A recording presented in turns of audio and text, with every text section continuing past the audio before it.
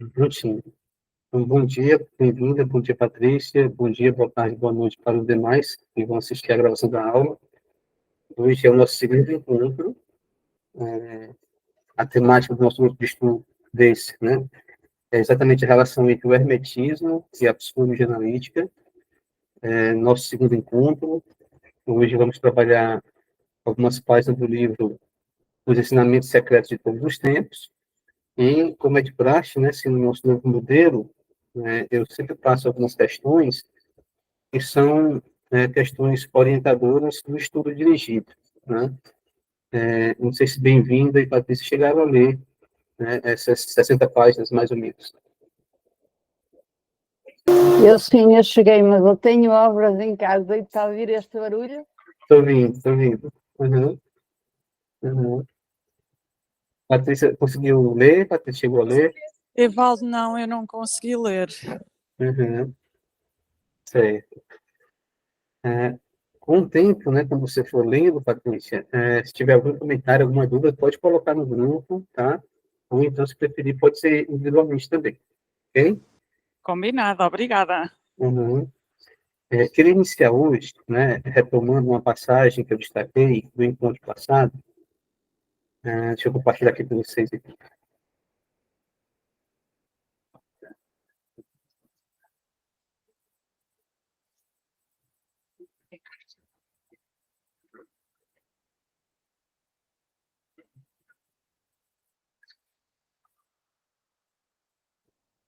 Prontinho. Então, aqui na página 41 do nosso livro, o autor vai comentar essa passagem, esse item, né?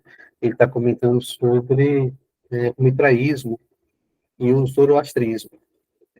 Eu acho interessante essa passagem para que a gente possa entender uma coisa muito importante que se destaca dentro do hermetismo, que vai ser de fundamental importância para a psicologia analítica. Então, aqui na página 41, no final da página, ele diz o seguinte: de acordo com os persas, conviviam na eternidade dois princípios. A primeira delas, Ahura Mazda, ou Osmos, foi o espírito do bem, né? Que aqui a tradução fica um pouco complicada, falha algumas palavras aqui, porque a tradução aqui do livro, desse PDF, é direto do inglês para o português, tá? Só permitir aqui para o professor que está pedindo. Oi, Célia, bom dia, seja bem-vinda, Célia. Bom dia, Célia, seja bem-vinda. Estou voltando aqui para o texto. Bom dia. Bom dia, Célia. Então, de acordo com os persas, conviviam na eternidade dois princípios. A primeira delas, ou o primeiro deles, né, melhor dizendo, Ahura Mazda, ou Osmos, que é o espírito do bem, da bondade. Tá? De Osmos saiu um número de hierarquias de espíritos bons, bonitos, que seriam os anjos e os arcanjos. O segundo destes princípios, eternamente existente, foi chamado de Arimã. Ele também foi um espírito puro e bonito, mas, mais tarde, ele se rebelou contra Osmos, sendo zeloso de seu poder. Isso,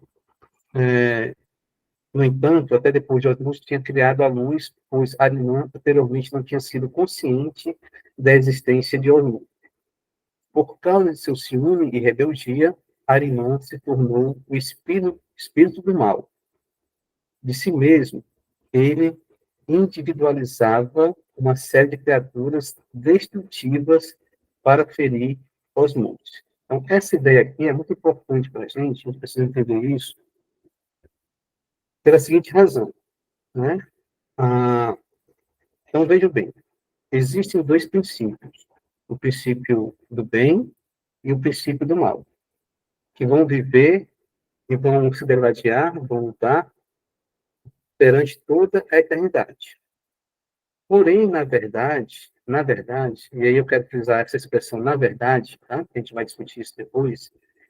Na verdade, o princípio denominado de Arimã, ele não é eterno, porque ele é criado depois de osmose, né? De Ahura Mazda, tá? Ahura Mazda representa o bem, representa o belo, representa a justiça, representa a verdade. Arimã representa o contrário disso. A mentira, a injustiça, o feio, né? Aquilo que se degradou, a maldade. Tá? Embora se tenha a compreensão inicial de que eles vão estar se degradando por toda a eternidade, tá? Um desses princípios aí, que é Arimã, não é eterno. Então, ele não vai durar para sempre. Tá? E outro detalhe importante, a origem de Arimã e a origem de Ahura Mazda é a mesma origem. É o Deus Pai, todo Criador. Tá? Então, a gente pode entender que, na origem, os dois princípios existem como potência, como possibilidade de realização, o princípio do bem e o princípio do mal, na origem, tá? Mas apenas como possibilidade, ok? Na manifestação, ou seja, no mundo da dualidade, esses dois princípios se manifestam e aparecem e passam a se degladiar, a se colidir, a lutar um contra o outro. Noélia, bom dia, seja bem-vinda. Mas no final dos tempos, segundo o zoroastrismo, né, a irmã será derrotada. Tá? Ou seja, o mal, a injustiça, a feiura, a mentira será derrotada pela verdade, pelo bem, pela justiça e pelo bem. Tá? Isso é muito importante para que a gente possa entender o seguinte. Vamos trazer isso para a psicologia analítica, né? Para que a gente possa entender o seguinte. Se a gente olhar para o self, para a unidade, tudo existe no self como potencialidade, como possibilidade. Ok? Quando isso se manifesta gerando as polaridades, gerando a dualidade. Então, existe a separação entre o bem e o mal, o masculino e o feminino, a verdade e a mentira, e em relação a todos os pares de opostos. Tá? Quando isso voltar para o self, essa manifestação voltar para o self, né, digamos assim, no final dos tempos, né, quando tudo aquilo que foi manifestado voltar para a sua origem, para a sua fonte, tá, essa dualidade não vai mais existir. O que vai existir é apenas algo que tem a ver com o aspecto transcendente, sagrado, divino. E o que é que tem a ver com o aspecto transcendente, sagrado e divino dentro de todas essas doutrinas secretas que a gente está estudando aqui? São os princípios da divindade. Quais são os princípios da divindade que não está no plano da dualidade, está no plano da unidade? Os princípios básicos dessa divindade vai receber vários nomes, de acordo com várias escolas, de acordo com várias religiões. São três, né? Algumas religiões vão entender esses princípios como o Pai, o Espírito Santo e o Filho. Outras doutrinas, outras religiões vão chamar isso de Pai, Mãe e Filho. Tá? Outras doutrinas vão chamar isso de vida, amor, sabedoria. Patrícia, o microfone está aberto, Patrícia.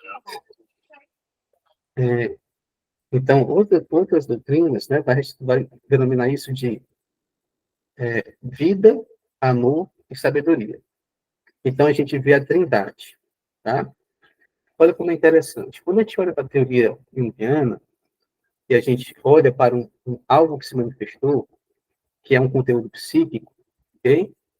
A gente vai encontrar nesse conteúdo psíquico três princípios, ou três fatores. Quais são esses três princípios, ou esses três fatores que nós encontramos em todo o conteúdo psíquico? A experiência manifestada, ou seja, o acontecimento, o fenômeno, né? O afeto ligado a esse fenômeno, e uma representação atribuída a esse fenômeno. Essa representação é uma ideia. Né? Em outras palavras, a gente está falando também de quê? De vida, que seria a manifestação, né? De amor, que seria a tonalidade afetiva, seria o afeto, né? E de sabedoria, que é a representação. Então, essa trindade, que tem a ver com os atributos divinos, tá? Ela vai se manifestar também na vida de modo geral, e vai se manifestar na psique, através dos conteúdos psíquicos. Aí a gente volta lá para a teoria junguiana, a gente vai ver, quando a gente estiver falando do conceito muito importante da teoria junguiana, que é o conceito de complexo de tonalidade afetiva, a gente vai perceber que esse complexo ele é formado por conteúdos psíquicos que têm esses três elementos. Né? Algo que se manifesta, esse algo tem um afeto, e esse algo tem uma representação, tem uma ideia. Então, não tem como a gente separar da vida esses três princípios. Em tudo que a gente olhar para a vida, a gente vai encontrar esses três princípios divinos. Tá? E outra coisa que eu queria frisar para vocês, em cima dessa leitura que eu fiz, né, dessa passagem do texto. Para o self, tá? Na perspectiva do self, existe sim a verdade absoluta. Para o ego, na perspectiva do ego, que vive no mundo de Maia, no mundo das ilusões, tá? Para o ego, todas as verdades são relativas. Eu tenho a minha verdade hoje, daqui a 10 anos, essa minha verdade pode mudar. Né? Eu tenho a minha verdade hoje, a Noélia tem a verdade dela hoje. Né? Para mim, o que é verdadeiro é o verdadeiro para mim. O que é verdadeiro para a Noélia é para ela hoje. Mas se nós caminharmos para o self, se nós estivermos ampliando a nossa consciência, nós vamos entender que todas essas verdades parciais e relativas fazem parte de uma grande verdade. Só um instantinho. Oi, Bia. Bom dia, Bia. Seja bem-vinda. Bom dia, obrigada. Então, ontem eu compartilhei aquela música com vocês, né? Não sei se vocês puderam ouvir, né? Coloquei lá no WhatsApp, que traz um conceito, né, que em alguns grupos de filosofias é muito discutido hoje em dia, debatido hoje em dia, a ideia de que todos somos um. Tá? E eu queria fazer uma questão provocativa, né? Como é que nós podemos ser um se nós temos pontos de vista diferentes, temos verdades diferentes, temos verdades relativas, né? É uma primeira questão para a gente refletir hoje. Lilian, né? Como é que a gente pode ser todos nós um se nós temos pontos de vista e verdades diferentes?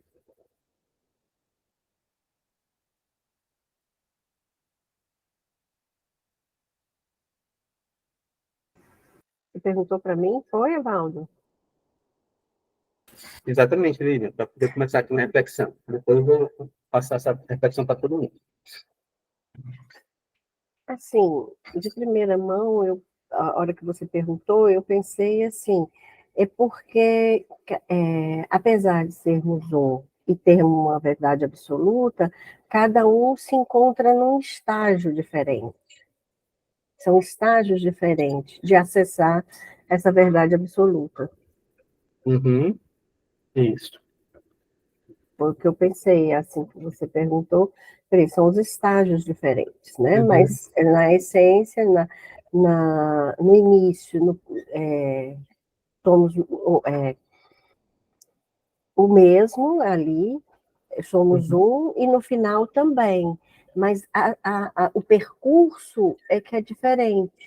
Uhum. Né? Como se eu fosse fazer um percurso daqui até tal lugar, e eu vou percorrer um zigue-zague diferente do seu zigue-zague, do zigue-zague diferente da Bem-vinda, da Patrícia, da Bia, da Célia, da Noélia. Cada uma vai traçar um caminho, nós partimos do mesmo ponto e vamos chegar ao mesmo ponto.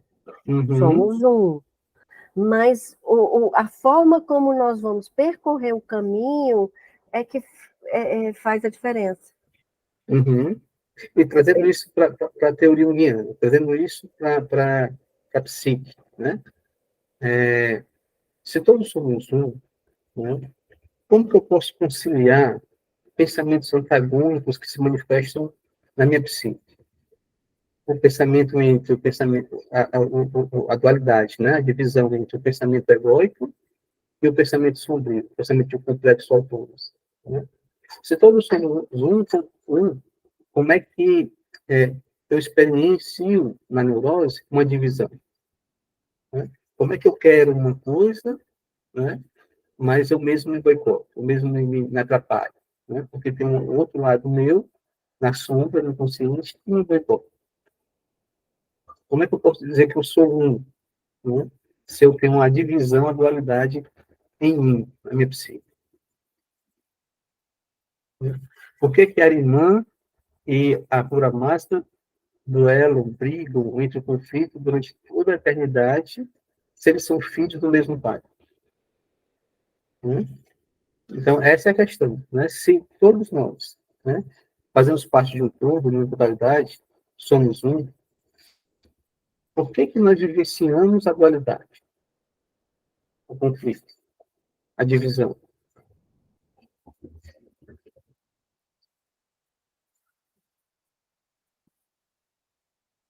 O que você acha, Bem-vindo? O que você acha, Patrícia? Porque isto é aquilo que entendo, entre aspas, não é? Aquilo que eu vejo desde os princípios dos tempos, e a música também mostra um pouco isso lá, mas menos, mas vamos pôr aqui. Se nós fomos criados pela verdade absoluta, embora, mas há esses dois princípios, portanto, eles tiveram a opção de escolha aqui na matéria, no manifesto, onde nós vivemos, correto? Estou eu a seguir.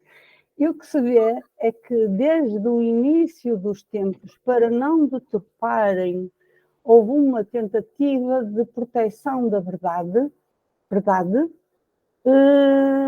para não cair como é que é dizer, pelos falsos profetas ou pelos falsas pessoas que poderiam usá-los, de maneira a deturpá-los. Portanto, esse cuidado de os proteger levou a quase como que levou, não foi isso que levou, mas também contribuiu, a haver dois tipos de pessoas que parece que nascem com uma consciência mais desperta e outros que estão numa consciência de ser levados pela corrente. Perfeito. Uns Esse é estão o em ponto. água Esse é o ponto. estagnada e outros estão em água fluida. Perfeito, esse é o ponto. Então, nós podemos entender que há dois grupos de indivíduos, né? Uns que, dentro das escolas iniciáticas, filosóficas, esotéricas, né, são compreendidos como indivíduos que se encontram na luz, são indivíduos que estão caminhando para a luz, na iluminação, ou seja, estão ampliando essa consciência, né? E outro grupo de indivíduos que estão nas trevas, na escuridão, distantes da luz. Tá? Então, nós temos esses dois planos, vamos dizer assim, né? O plano da verdade, que é o plano da luz, né? E o plano da escuridão, das trevas, que é o plano da mentira. Tá? Então, imagine uma montanha. Tá? Todos nós estamos subindo essa montanha, cada um no seu caminho, cada um na sua jornada. Né? Na subida dessa montanha, nós estamos trilhando um caminho singular, único, ímpar, o caminho da Evaldo, o caminho da Beatriz, o caminho da Célia, né? Tendo perspectivas diferentes. Mas à medida que a gente vai subindo para o topo da montanha, a gente vai entendendo que todos esses caminhos nos levaram para o topo da montanha. Tá? Todos esses caminhos fazem parte da montanha. Tá? Ou seja, à medida que eu subo, né, Noélia, eu estou ampliando minha consciência, então eu percebo que tudo faz parte da montanha. Mas se eu estou lá embaixo, né, eu começo a gritar para Beatriz: Beatriz, sai daí, Beatriz, está no caminho errado, tu vai se dar mal. Né? O caminho certo é o meu aqui, venha para cá. Né? E digo para a Célia, digo para a Noélia, e às vezes a gente vai ter uma discussão, porque nós estamos numa perspectiva de um plano inferior, de escuridão, de trevas. Tá?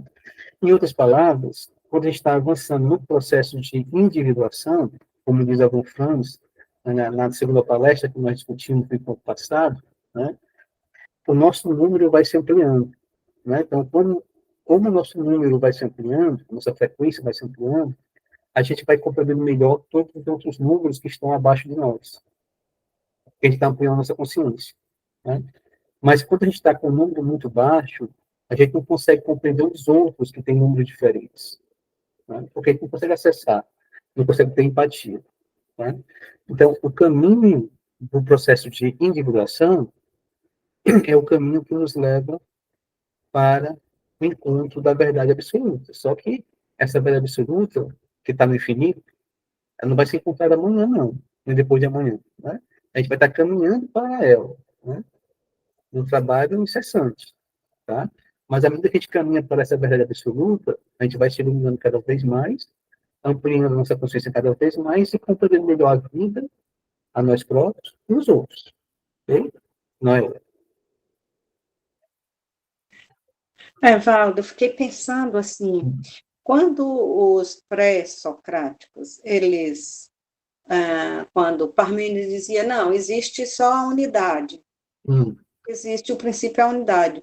O outro, não, é tudo, não, tudo flui, tudo é movimento e está transformando todo o tempo. E aí eu fiquei pensando assim, dessa finitude, dentro disso, a finitude e a infinitude. Certo. Não é? Nós somos finitos, mas o mundo, o divino é infinito. E nesse infinito contém nossas diversidades. Perfeito. Interessante. Né? Porque se tudo está contido no todo, se as partes contêm o todo, nós somos as partes finitas dentro do infinito. E dentro disso que tem, dentro dessa unidade, tem a diversidade. Isso. Aí dentro da diversidade é para onde a gente vai caminhando, que é essas célulazinhas, cada uma, vai caminhando para o processo de individuação ou não, né? Isso. Dentro dessa diversidade, dentro dessa também que a gente chama do livre-arbítrio, está aí. Está tudo aí, está tudo contido. E aí a gente faz o caminho ou fazem o caminho por a gente não sabe. Exato, Noélia. E isso me permite falar de algo bem interessante para a gente continuar refletindo sobre isso, né? Vou pegar aqui um exemplo, né? Vamos olhar para as relações amorosas, tá? Por que existem relações e relacionamentos amorosos? Por quê? Porque existe em cada ser humano a capacidade, a possibilidade afetiva de ter experiências amorosas, relacionamentos amorosos, tá? Quem possibilitou isso? Quem possibilita as experiências amorosas? É o arquétipo ou o self, né? Então, existe no self a possibilidade de gerar relacionamentos amorosos. Ou seja, o self possibilita a cada um de nós a capacidade de amar. Ok? Tá? Mas essa capacidade de amar, ela está no self. O indivíduo, ego, né, ele precisa experienciar isso, atualizar isso e realizar isso na sua vida. Tá? Embora exista a capacidade de amar no self, nós sabemos que os relacionamentos amorosos terminam, se acabam. Ou porque a morte separa, né? Ou porque há uma separação, ou porque, de repente, alguém descobre, não, mas isso aqui não é amor, eu pensava que era amor, mas eu estou vendo que não é amor, né? Ok? E olha que interessante, você trouxe a questão do finito versus infinito, tá? O que é finito aí? O que é finito é aquela experiência dentro de um determinado relacionamento amoroso. Isso um dia se acaba. E o que é infinito? É a capacidade de amar. Isso nunca vai acabar, né? Então, quanto mais experiências, relacionamentos amorosos o indivíduo tiver, ou se ele tiver só um, quanto mais profundidade ele tiver naquele relacionamento amoroso, né, que um dia vai terminar, maior vai ser a capacidade dele de amar. de ter consciência de amar, dessa capacidade de amar. Ele vai, inclusive, saber falar sobre isso. E vai, inclusive, compreender outras formas de amar, de outras pessoas que estão amando de forma diferente, né? Mas se o indivíduo é limitado nessa capacidade, ele não vivenciou, não está vivenciando, não está tendo consciência disso, ele vai ter uma visão limitada e restrita, né? Ele vai ter, inclusive, vários preconceitos, vai dizer, não, fulano dali não ama fulano de tal, ciclano não ama fulano, porque isso não é amor, né? Ele não vai conseguir compreender, né, que há outras formas de amor, embora a capacidade de amar seja a mesma, a capacidade de amar, mas a forma como isso vai ser expresso, vai se manifestar, tem variações, tá? Então, quanto mais o indivíduo aprende a amar, quanto mais ele amplia essa consciência em relação à capacidade de amar, mais ele vai poder compreender o que é o amor, tá? Mas nunca ele vai entender completamente o que é o amor, porque o amor é um atributo divino, transcendente, é um atributo do céu. Na vida dele, né, ele vai ter sempre compreensões parciais desse amor. Porém, ele pode, né, ampliar sua consciência e compreender sempre mais sobre o que é o amar, sobre o que é o amor, sobre o que é essa capacidade de amar. E aí você tem os dois lados, né? Tem o aspecto finito, limitado da experiência, né? Mas você tem a compreensão de que isso aqui é transcendente, é sagrado, portanto é infinito. Isso aqui nunca termina, nunca acaba, né? A capacidade de amar nunca acaba. E outro, à medida que a gente vai ampliando a consciência, a gente vai percebendo, né? Isso é muito interessante, a gente vai percebendo que a gente não tem nada, né? Que a inteligência não é nossa, que a capacidade de ser empático também não é nossa, a capacidade de amar também não é nossa, né? São atributos divinos, em outras palavras, são atributos do self, que nós tomamos consciência e realizamos. E depois devemos devolver para o self, né? Porque é do self. Tá? Então, quando a gente entende isso, que nós não temos nada, é nesse momento que as diferenças se acabam. É nesse momento que nós percebemos que somos todos um, porque nada é nosso. Agora, se eu estiver entendendo que a verdade é minha, né, não tem como eu ser um com a linha. Assim como não vai ter como eu ser um com a minha sombra, que vai ter outra verdade diferente da minha. Agora, se eu entendo que eu sou apenas um observador, o sujeito que tem consciência da experiência, né, e que possibilita a realização da experiência, né, aí eu entendo que eu sou igual à linha, porque também era um sujeito que tem consciência da experiência, que observa a experiência que está acontecendo, né? Então, é nessa perspectiva de uma consciência ampliada que a gente pode compreender que há a integração, que há a união, que todos somos um. Fora dessa ampliação de consciência, a gente vai sempre entender a dualidade, a divisão, inclusive a divisão interna, que representa o estado neurótico. Eu querer uma coisa e minha sombra querer outra coisa, né? Eu querer algo e meus complexos opostos me levarem para outro caminho diferente daquilo que eu quero. Porque eu estou me apropriando. Toda vida que me aproprio de algo que não é meu, estou usurpando, então eu cometo um prejuízo, um dano a mim mesmo, que é criar uma divisão dentro de mim e vai gerar uma divisão fora de mim. Tá? Então, no caminho de individuação, a gente vai ver também através de outras figuras, outras metáforas, né? Como a metáfora do enforcado, né? No caminho da individuação, a gente começa a entender que nós somos apenas instrumento de uma vontade maior. E que tudo que se manifesta em nossa existência não é nosso, é dessa vontade maior. E a gente compreende, então, nessa ampliação de consciência, que todos nós somos um. E aí caminhamos mais para a verdade absoluta. O que vocês acham disso? Né? Aí chegamos na primeira questão do estudo dirigido, que tem a ver com o labirinto. Né? Quantos caminhos possíveis há em todo e qualquer labirinto, gente? Do mais simples ao mais sofisticado.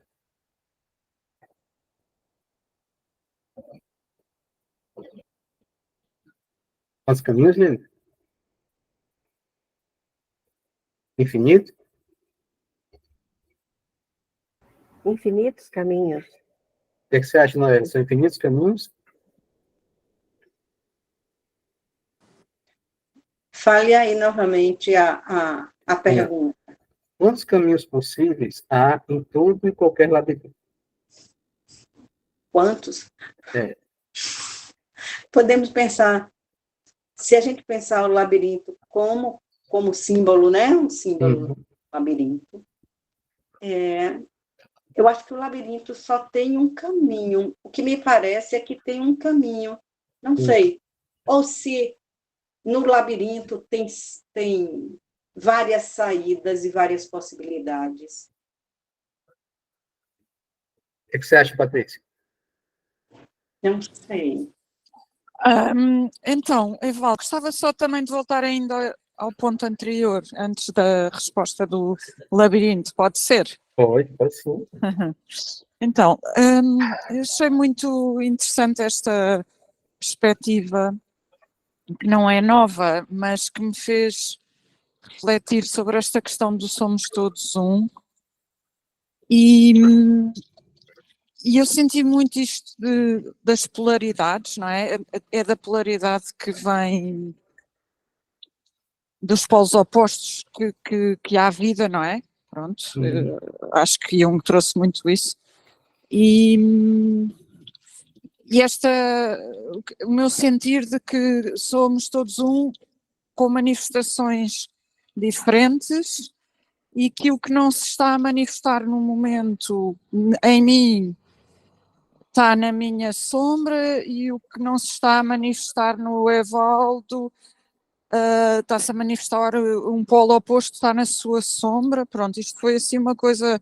Eu estou aqui em Lisboa e estou a ver muitas pessoas, porque estou no meio do trânsito, e parece que isto faz todo o sentido. Tudo o que está a acontecer são coisas que são polarizadas, mas que nota-se vida aqui, ainda que seja trânsito e tal, mas as pessoas vão andando. Pronto, isto foi um ponto. O outro ponto também que me chamou a atenção na montanha, e deixo também como pergunta, que às vezes nós temos tendência a pensar que vamos mais à frente na montanha, mas parece-me que também podemos dizer o contrário, que é quanto maior luz, maior a sombra. Pronto, deixar só este sentir. E depois, agora em relação ao labirinto, assim, a primeira coisa que me veio é só um. Mas não sei, mas é isso, é só um caminho. Célia, Bia, bem-vinda. Nós temos quantos caminhos? Infinitos ou só um?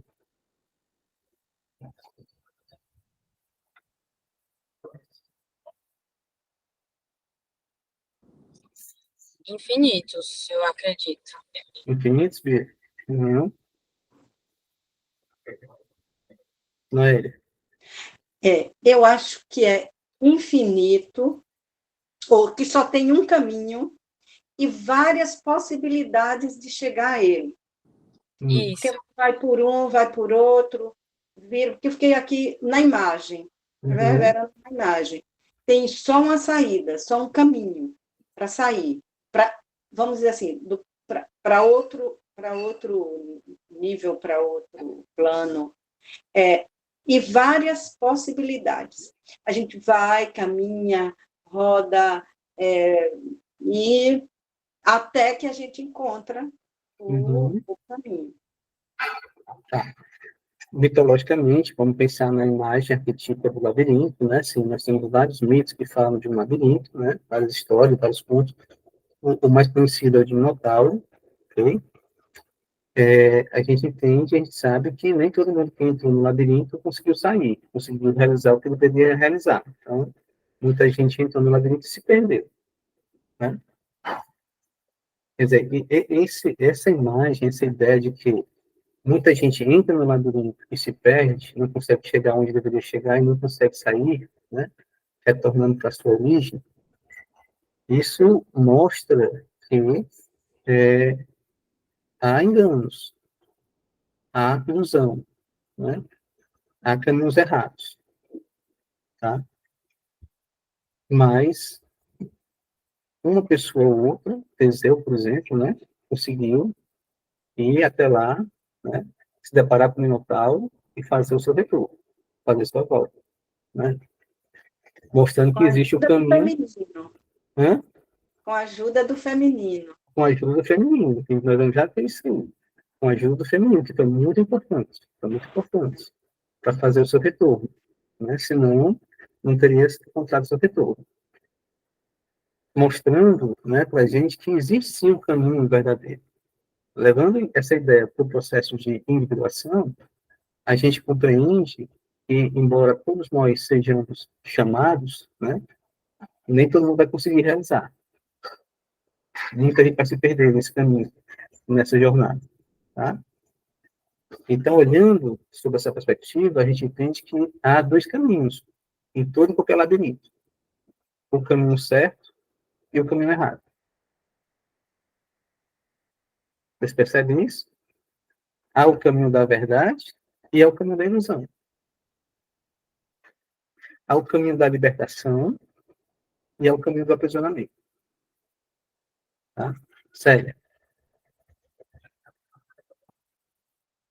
Bom dia, gente. Só para Bom me dia. complementar um pouco assim, um pouco sobre os caminhos, né?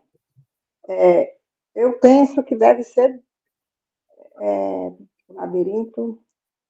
Vamos dizer que o labirinto ali, a gente, como levando para aquele símbolo, são vários caminhos, né?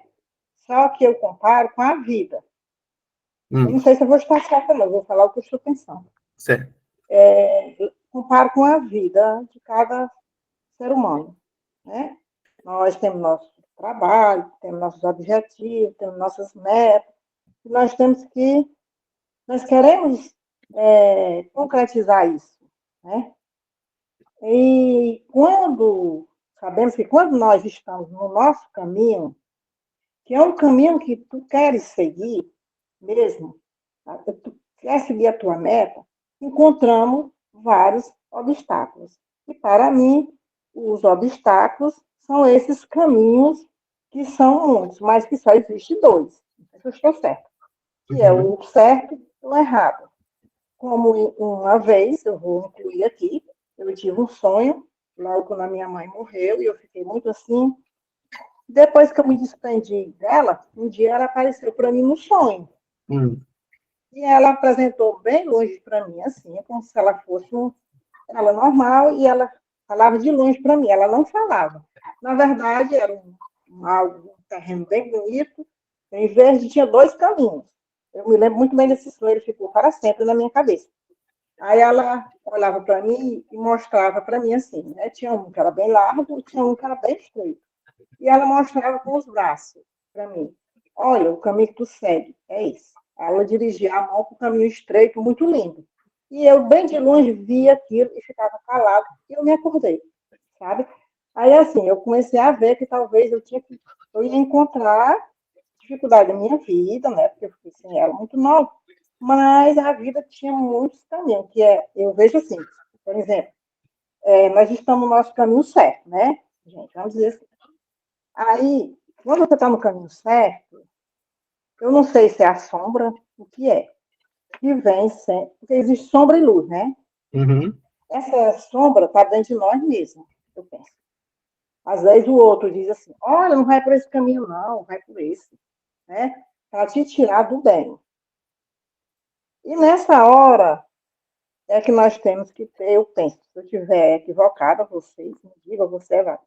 É nessa hora que nós temos que ter muita luz, para eu continuar percorrendo dentro daquele labirinto que é a vida, que tem aqueles caminhos, mas que eu só tenho dois a escolher, ou vou para o mal ou vou para o bem. Se eu estou no bem, a minha meta é seguir lá, eu tenho que concluir a minha meta. Eu não sei se eu estiver certa, daí isso que eu queria só colocar aqui, tá? Perfeito, Sérgio, perfeito. Então, resumindo tudo que vocês falaram, né? Então, Bia, a Noélia, acho que a Bia também comentou que há infinitos caminhos, né? No labirinto. Sim, sim, há infinitas possibilidades no labirinto, mas que podem ser compreendidas como o caminho errado, né? Mas só uma possibilidade que é o caminho certo. De forma simbólica, né? todo caminho, mesmo que seja o errado temporariamente, pode virar o certo, depois de algum tempo, né? Você se perdeu, mas você se encontra, né? Então, as duas possibilidades quando a gente entra no labirinto são você conseguir entrar e ir até o centro, dialogar, conviver, resolver uma situação com o senhor do labirinto, no caso do labirinto Minotauro, né? E conseguir retornar para o mundo de fora do labirinto, tá? Se você faz essa jornada de ir até o centro e conseguir retornar para o mundo de fora, você pegou o caminho certo, tá? Se você não consegue ir até o centro, ou se você foi até o centro e não consegue sair, voltando para a sua origem, você não encontrou o caminho certo, você continua no caminho errado, tá? Então, há essas duas possibilidades, de modo geral, em todo qualquer labirinto. Essas duas possibilidades, né, têm a ver com aquelas duas possibilidades do indivíduo se manifestar no mundo, né? Uma possibilidade é caminhar para a iluminação, para a ampliação da consciência. A outra possibilidade é ficar capturado, paralisado na ilusão, nas trevas, na ausência de sabedoria, que vai gerar neurose, que vai gerar psicopatologia, que vai gerar todas as mazelas, né? Todas as doenças, né? Tudo aquilo relacionado com o mundo da ilusão que nos aprisiona, né? Que nos envolve e que nos destrói. E Noélia trouxe, né, o tema do feminino, né, dentro do mito, do Teseu como Minotauro, que é bem interessante, né? A gente olhar bem para o mito, a gente vai perceber que ele consegue ir até encontrar Minotauro e consegue retornar graças ao fio de Ariadne, né? Ariadne que vai possibilitar, né, a, a, a ida e o retorno do Teseu. Se não fosse o fio de Ariadne, ele não seria como retornar. Teria sido mais um, com tantos outros que estariam perdidos no labirinto. Não teria feito a sua jornada. Então, vamos pegar aqui para algumas imagens, para poder a gente continuar refletindo sobre isso. Vou compartilhar aqui essas imagens com vocês. Então, nós temos aqui o labirinto, né, um exemplo de labirinto. Deixa eu ver, está chegando aí para vocês. Né? Temos aqui no centro, né, Teseu e Minotauro, né? E temos infinitos caminhos, infinitas possibilidades desse labirinto. Tá? Se a gente pensar na estrutura do labirinto, a gente vai perceber que existe o centro, existem outros caminhos, outras possibilidades de caminhos que não levam ao centro, ou se levam ao centro, não levam de volta para fora do labirinto. E existe o caminho, aliás, o mundo fora do labirinto. Tá? E o mundo fora do labirinto também tem o seu senhor, também tem, né, alguém que rege esse mundo fora do labirinto. Né? Esse mundo fora do labirinto, ele foi ameaçado por alguém que está no labirinto, por um ser que está no labirinto. Né? E que, por isso, foi necessário que alguém fosse até o centro do labirinto para destruir esse ser que está ameaçando o mundo que está fora do labirinto. Tá? Nós temos aí o centro do labirinto e o labirinto. Nós temos o mundo fora do labirinto e o centro, ou os seres que vivem nesse mundo fora do labirinto, né? Que está sendo ameaçado pelo senhor desse labirinto. Nós temos a estrutura formando 4 elementos, né? O centro, o próprio labirinto, o mundo exterior e o local onde vivem as pessoas desse mundo exterior. São 4 núcleos aí, né? Quatro partes, né? Dentro desse mito do labirinto. Trazendo isso para a psicologia analítica, se a gente olhar para a questão da consciência coletiva versus inconsciente coletivo, né? Nós vamos encontrar também, dentro dessa dualidade, consciência coletiva versus inconsciente coletivo, um quaterno, porque também existe o centro da consciência coletiva e existe o centro do inconsciente coletivo. Tá? Vamos imaginar que o indivíduo ele entra numa escola esotérica, ou entra numa faculdade de psicologia e vai estudar psicologia analítica, ou ele entra numa religião. Tá? Essa religião, ela é regida, ela é influenciada ou pessoas que se apropriaram de algumas ideias, de alguns valores, de alguns pensamentos, né, algumas teorias, algumas visões de mundo, e passam isso como uma verdade. Né? Isso está correto? Está correto. Isso seria mais ou menos como um labirinto. Né? Então, você entra em um determinado grupo, esse grupo ele é representado por uma consciência coletiva, e tem um centro dessa consciência coletiva, que são os dirigentes desse grupo, os responsáveis por esse grupo, né? Inclusive a egrégora, né? Formada por esse grupo, que é essa consciência coletiva. Tá? Então, nós podemos crescer, se desenvolver, ampliar nossa consciência em todo e qualquer grupo, mas também nós podemos nos perder nesses grupos.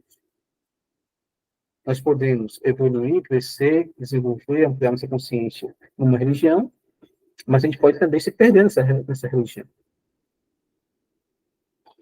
A gente só não vai se perder nessa religião, ou nessa ciência, ou nessa filosofia, ou em qualquer outro grupo político, ideológico, seja lá o que for, se a gente conseguir ir até o centro, conviver, né, com os responsáveis por esse núcleo dessa consciência coletiva,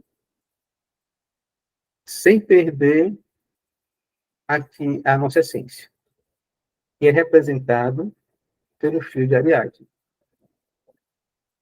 Tá? Se a gente consegue manter esse fio de Ariadne, a gente consegue fazer o retorno. E trazer tudo aquilo que a gente conheceu, que a gente aprendeu, né, para aqueles que estão de fora desse labirinto. Senão a gente vai e se torna mais um prisioneiro, a gente é escravizado, a gente se perde nessa consciência coletiva. Isso ocorre dentro da consciência coletiva, mas pode ocorrer de forma inversa numa experiência com o inconsciente coletivo, quando a imagem do inconsciente coletivo, uma imagem arquetípica, invade a nossa consciência, né? A gente vai até ela, a gente é tomado por ela, né? Se a gente perder a nossa ligação com a nossa essência, com o nosso self, né? Colocando essa imagem do inconsciente coletivo como a grande verdade no lugar do self, a gente também vai ser destruído e devorado pelo minotauro desse labirinto. Tá? Então, um símbolo muito importante, né? Deixa eu ver aqui, é isso aqui, que a gente encontra, né, no mito de Minotauro, é o símbolo do fio de Ariadne, vocês estão vendo aqui.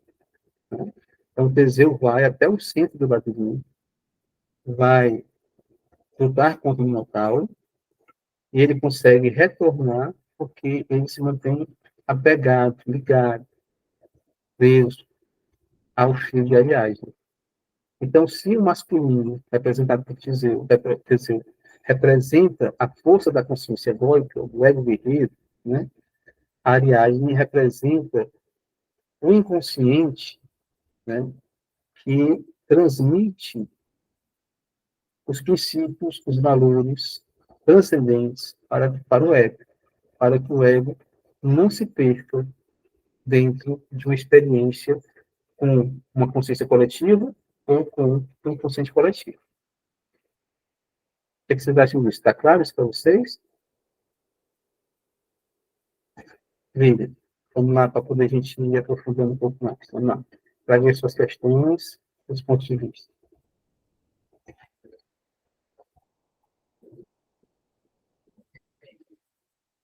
Bem-vinda, Beatriz, a Princesa. Né? Estou falando de uma experiência de entrar em algo e conseguir sair desse algo. Tá? Entrar numa escola filosófica, em uma abordagem de psicologia, num partido político, numa religião, sem perder a sua essência. Se você perder a sua essência, você morreu, você ficou preso lá. Falando disso. Patrícia.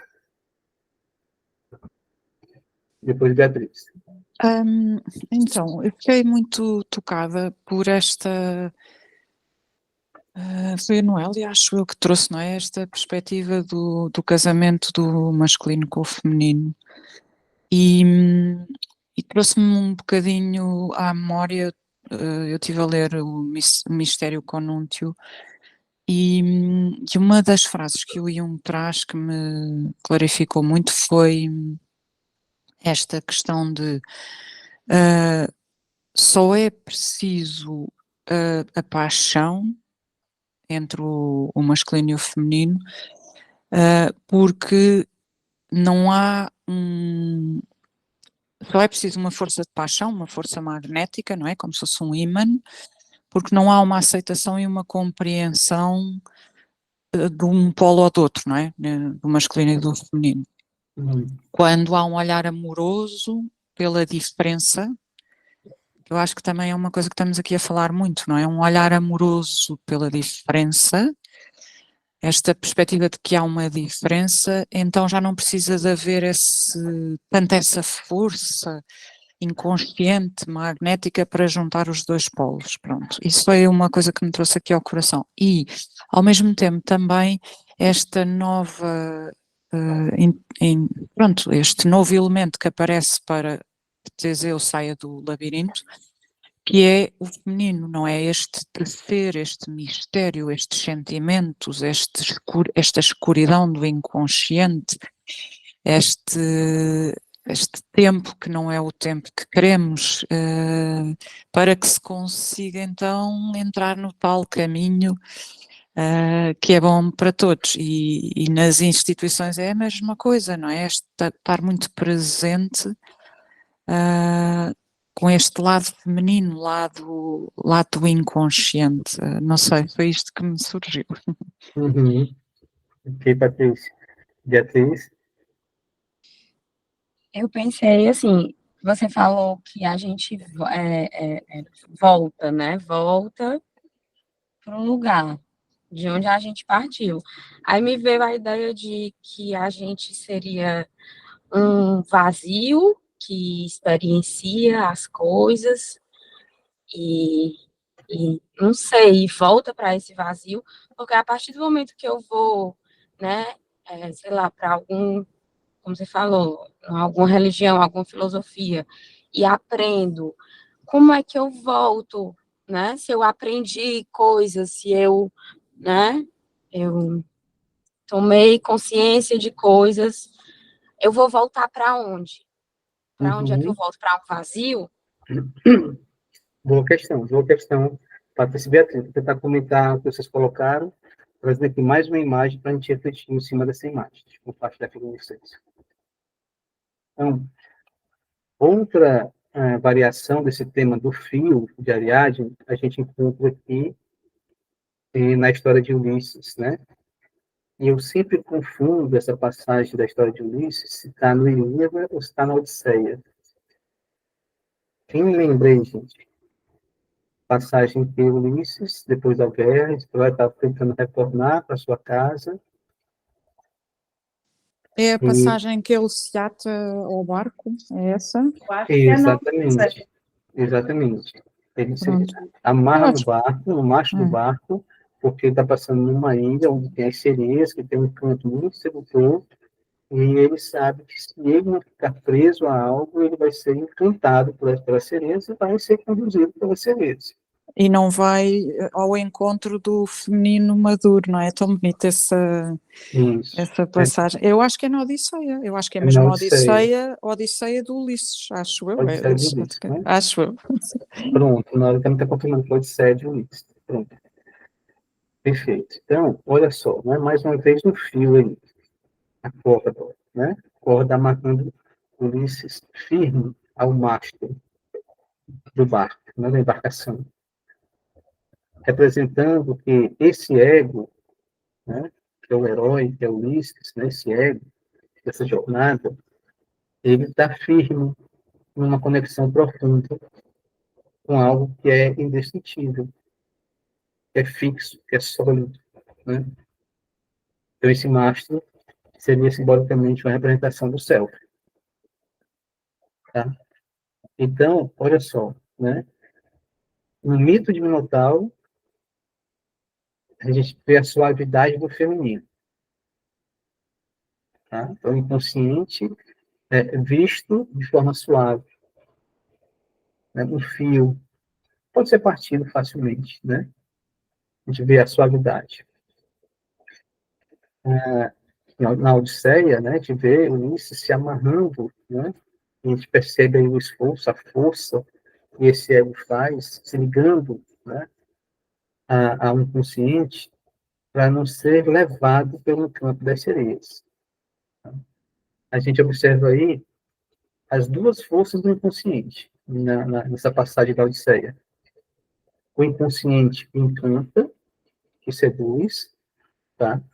Mas esse inconsciente que encanta, que seduz, ele vai gerar um aprisionamento contra a sua vontade, tá?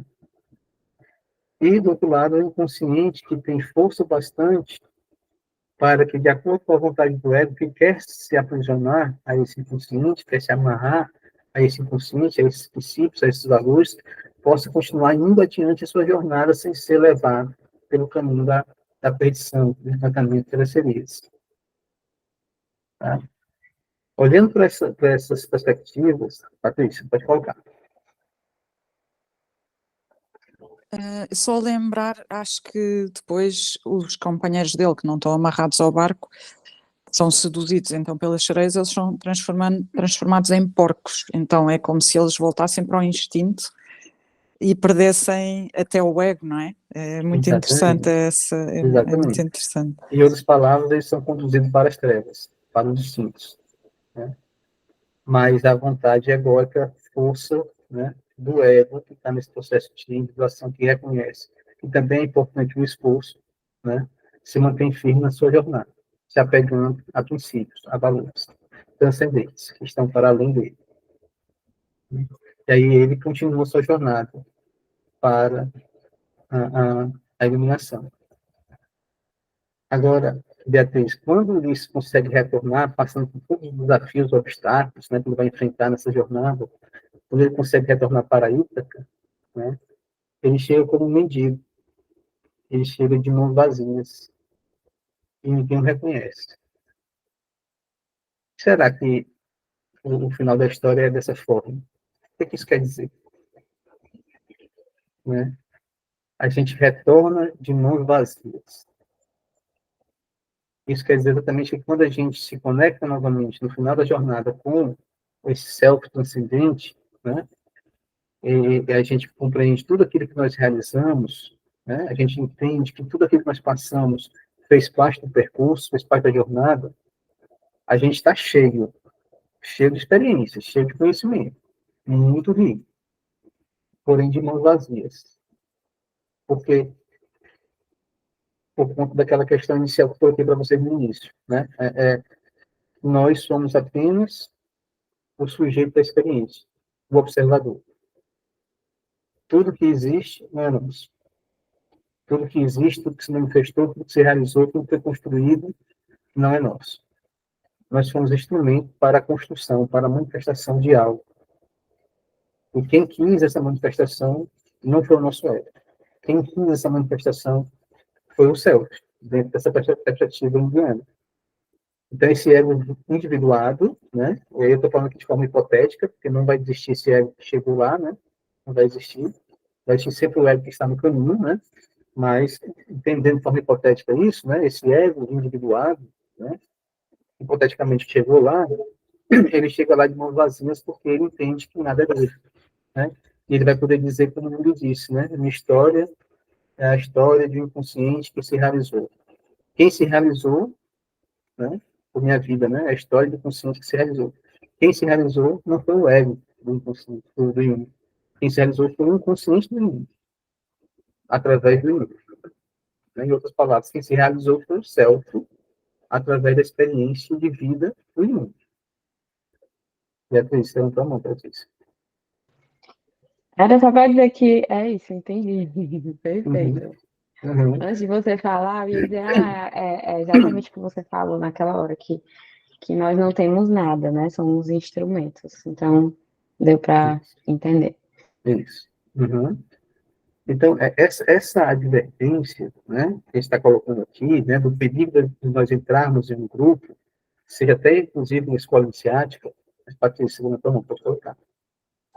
Quando o Eval estava a falar da experiência de Jung, que foi a realização do inconsciente nele, e que nós não somos nada, também surgiu esta questão, este sentir de que somos muito, muito, e o Jung também foi muito no sentido, às vezes pensamos nele como um mestre, e pronto, mas ele também sofreu muito, nós esquecemos sempre que falamos, sempre que trazemos, não é, na clínica os complexos, ou os nossos complexos, às vezes não olhamos também para Jung dessa maneira, mas ele na sua infância também teve um pai e uma mãe complicados e também nasceu inserido numa família complicada, como todos temos, não é? Somos todos um.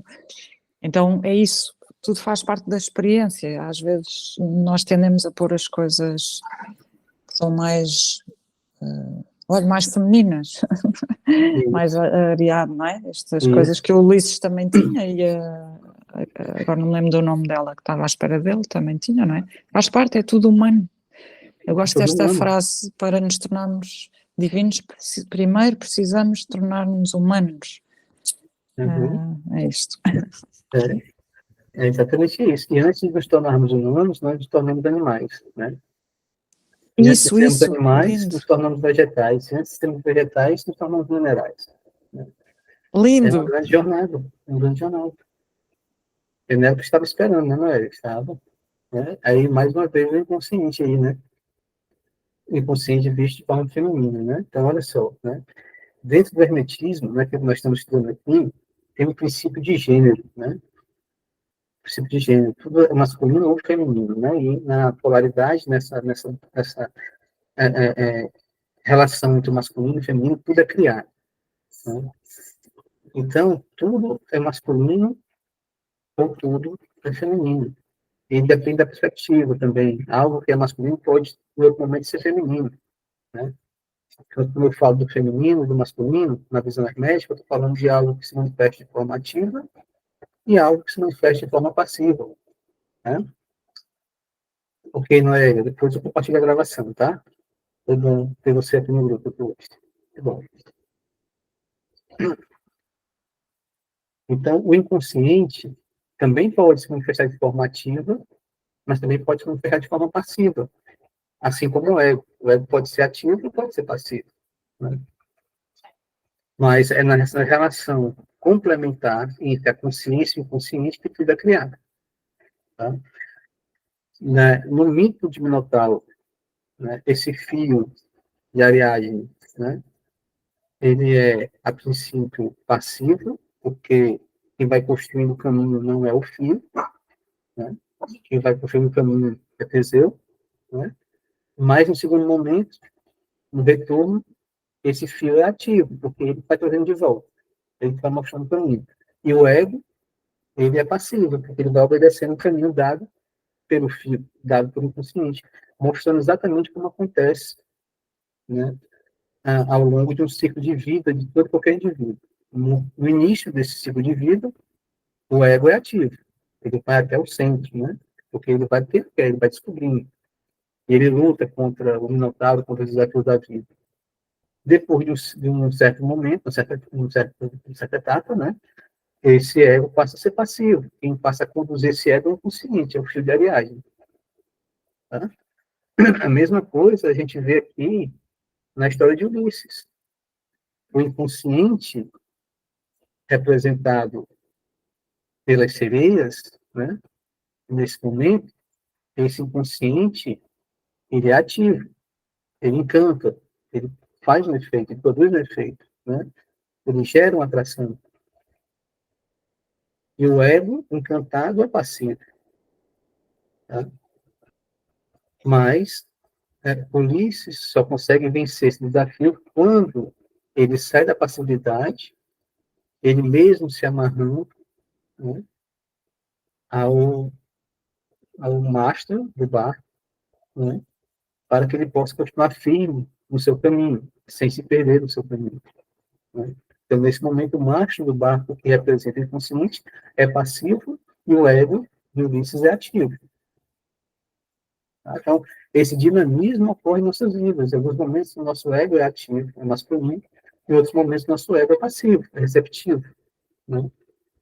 Assim acontece também com o nosso inconsciente. Né? para a gente finalizar essa discussão sobre, né, os vários caminhos possíveis do labirinto, né, e que existe só um caminho verdadeiro, né, vou trazer aqui mais outra figura que eu quero compartilhar com vocês, né, que é a figura da tecelã. Tecelã. Estão vendo aí, né? De um lado nós temos a aranha que tece a rede, né? E ao tecer essa rede, ela vai formar vários pontos de conexões, né? E à medida que a gente está avançando no nosso processo de individuação, ampliando nossa consciência, a gente percebe, né, que existe uma rede que forma pontos, pontos de encontros, pontos de desencontros, onde coisas interessantes, singulares, as chamadas sincronicidades, ocorrem, que geram transformações, geram mudanças em nossas vidas, no nosso caminho, né? E com o tempo a gente começa a perceber que existe um fator transcendente, simbolizado muitas vezes pela aranha, que tece essa teia, que tece esses pontos. Quando a gente entende isso, né, a aranha, ela é ativa, ela é do princípio masculino. E a nossa consciência passa a ser passiva do princípio feminino. Porque a gente sabe que existe aí uma grande tecelã que está tecendo as redes de conexões em nossas vidas. A mitologia grega compreende isso através das três tecelãs, né? Três senhoras fiadeiras, né? Uma chamada nona, a outra chamada décima, e a outra, terceira, chamada morta. A nona, ela gera o fio, a décima, ela tece o fio, formando, né, esse novelo, né, aliás, formando essa rede, né, e a morta, ela corta o fio. Se você imaginar essas três senhoras representando três movimentos, três forças, né, nós temos a força de criação, a força de manutenção e a força de destruição. Na teoria indiana, nós temos a progressão, o represamento e a regressão da luta. Tá? Mas essas três forças presentes em nossa existência, presentes em nossa vida. E a gente tomando consciência disso, sabendo que não tem como fugir disso. É melhor se adaptar a isso do que negar ou do que fugir. Tá? O que vocês acham disso? Né? Existe realmente, Patrícia, essa rede de conexões em nossas vidas? Existe realmente um destino que nos influencia? Ou não existe nada disso? Tudo é invenção. Chamou o meu nome, não foi? Foi, Patrícia. Então vou aceitar a sincronicidade. É assim, foi dos temas mais interessantes para mim desde que comecei a estudar Jung e também mais difíceis de compreender porque eu acho que passa pela experiência, não é? Essa compreensão e na minha vida agora têm acontecido muitas sincronicidades, então agora sim eu posso dizer que com o meu coração, com a minha vida, com a vida dos pacientes, pronto, eu consigo sentir a sincronicidade e eu achei muito bonita esta ideia, frase, não sei, concepção da sincronicidade super simples, que é a sincronicidade ser uma coincidência, isso para nós é mais simples, não é? Nós sabemos o que é que são coincidências, pronto, e não complica o sistema nervoso, em que atribui-se a essa coincidência dois aspectos. Um deles mexe com o nosso sentir, e depois pensamento e agir também, às vezes nem há ação, porque ainda há medo, mas mexe com o nosso sentir, e vem-nos mostrar que estamos no tal caminho certo. E eu achei isto muito bonito. Quando nós abrandamos, largamos, abrandamos não é abrandamos, mas quando nós nos dispomos a algo maior do que nós, e entendemos que há algo maior que nós, e sentimos que há algo maior que nós, se estivermos atentos a esse algo maior do que nós, não é? Em vez de estarmos só dentro de nós, estarmos atentos, aparece uma coincidência, ela faz-nos sentir coisas e mostra-nos que nós estamos no caminho certo. É isso. Não sei se ajuda ou não, mas... Perfeito, é isso mesmo. A ideia, mais uma vez, de que existe o caminho certo e existe o caminho errado. Né? Porém, o caminho errado pode fazer parte do caminho certo. Né? Mas a ideia é, se existe o caminho certo e o caminho errado. Quando a gente consulta o Xing ou qualquer outro oráculo de adivinhação, como está vendo lá no livro da Confiança, né? A gente tenta descobrir qual é o caminho certo. A gente tenta, através do oráculo de adivinhação, encontrar a aranha tecelã para poder entender o que aconteceu para a gente, né? Para poder a gente seguir o caminho certo. Agora, claro que essa perspectiva ela só existe a partir do momento em que o indivíduo ampliou a sua consciência ao ponto de entender que existe algo que o transcende. Mas nem todo mundo conseguiu ainda ampliar essa consciência para entender isso. Então, muita gente, né, está no caminho, está no seu momento de vida, e nesse momento de vida dessas pessoas é olhar para o aqui e agora somente e olhar para o ego e as questões de agora somente. E isso está correto também, porque faz parte do caminho de cada um. Né? A gente não pode forçar que uma pessoa faça algo que não é dele naquele momento. É isso como seria se errado. esse bocadinho dessa pessoa fizesse parte da teia. Isso. Exatamente. Faz parte da teoria. Exatamente. Exatamente. E aí, provocando aqui a discussão, né, Bia, você já entendeu que existe uma teia conduzindo a sua vida ou ainda não? Vou ampliar aqui a discussão.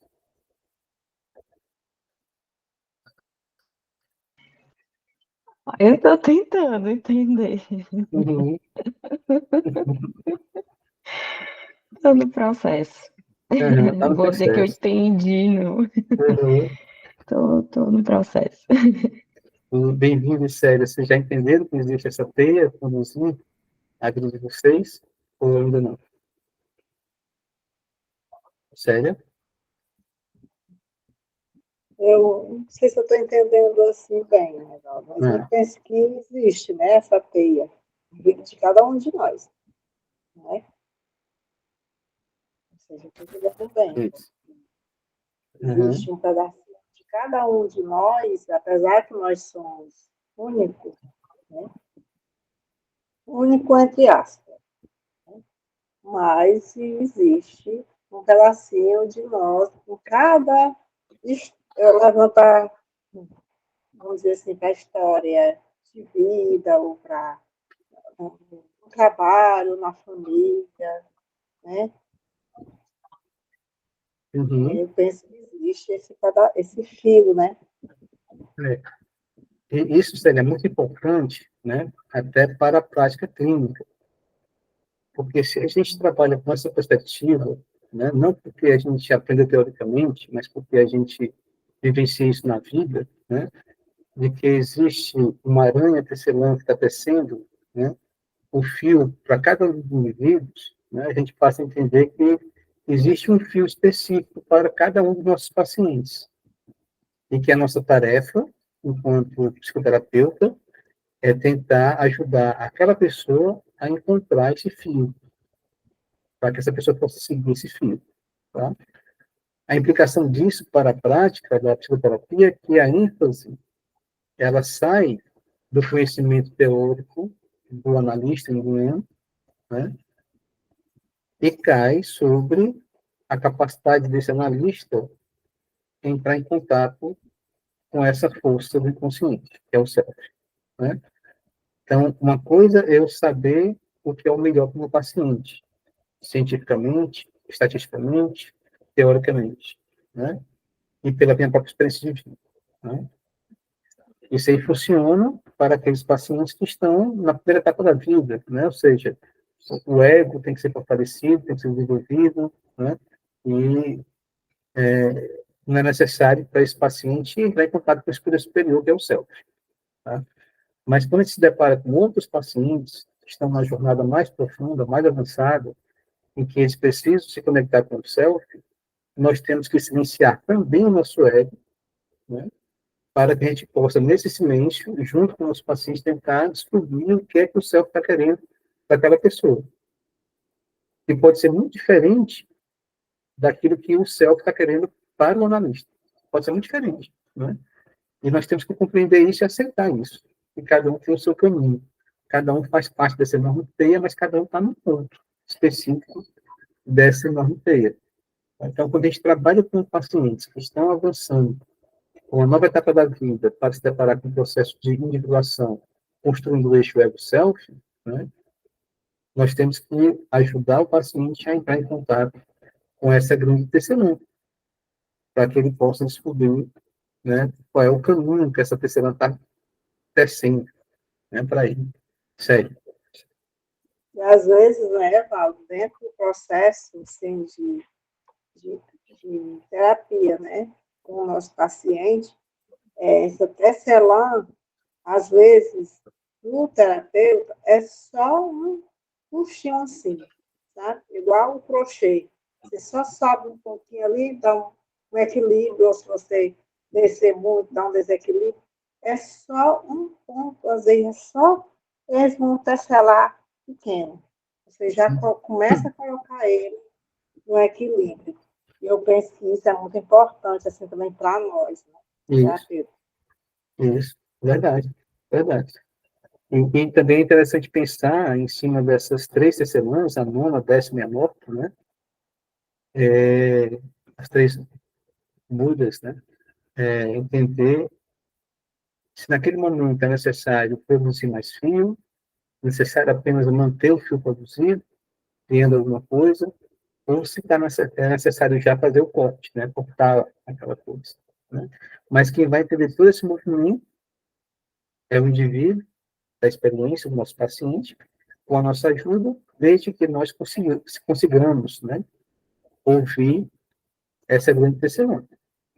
Senão a gente vai atrapalhar o processo. Senão a gente vai trazer nossos preconceitos, nossas ideias, nossas crenças, e seremos para esse paciente um minotauro, na verdade. Em vez de ser Ariadne, que vai libertar, nós seremos um minotauro, que vai aprisionar. Então, nesses 2 caminhos, Célia, né, de iluminação e de trevas, né, esses 2 caminhos podem ser também representados por liberdade e aprisionamento. Tá? Então, se você entra em um grupo, você vai estudar psicologia analítica, e esse grupo está te aprisionando, né, ele não está te ajudando a crescer nessa jornada de iluminação. Mas se esse grupo, né, te possibilita expressar todo o teu potencial livremente, da forma que você pode expressar, esse grupo está possibilitando o teu crescimento. Né? Isso serve para qualquer coisa. Né? Então, são 2 movimentos aí sempre representados pela luz, trevas, verdade, mentira, liberdade, aprisionamento. Tá? Então, é isso aí que a gente tem que ter sempre em mente. Isso está me libertando ou está me aprisionando? Isso está me iluminando ou está me escurecendo, me colocando nas trevas? Isso está me ajudando a caminhar para a verdade ou isso está me vendendo uma falsa verdade, uma ilusão? Né? Na verdade, é uma mentira. Né? Então, isso aí tem que sempre ser ponderado a todo momento, constantemente. Ok? Gente, até agora, como é que está a discussão, como é que está a reflexão até agora? Eu queria ouvir um pouco com vocês. Bem-vinda. Como é que está até agora? Teria algum ponto que eu queria pontuar, compartilhar, comentar?